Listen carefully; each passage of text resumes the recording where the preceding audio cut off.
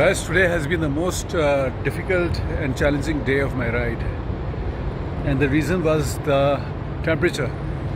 When I started crossing the Mojave Desert between Arizona and California, the heat was so intense that I had to stop, and I tried to continue again, and then I had to again stop after hardly 5 or 10 minutes because my arms were burning. I was sweating profusely, and I was feeling like I was having a heat stroke.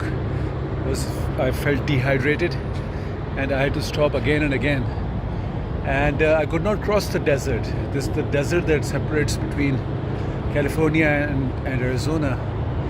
I thought I was used to the heat, being from Pakistan, Karachi, but the heat here is absolutely intense.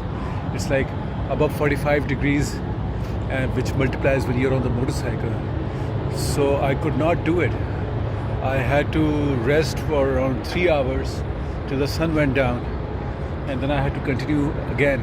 And because of that delay, I could not return the bike today as I was supposed to. And I will return the bike tomorrow, which will cost me another $182.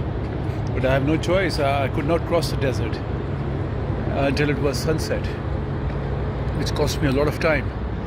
And the other thing is that there are no resting stations, no fuel stations in the desert. And because my fuel tank, the fuel tank of my motorbike is very small, it only carries fuel that can take you 120 miles.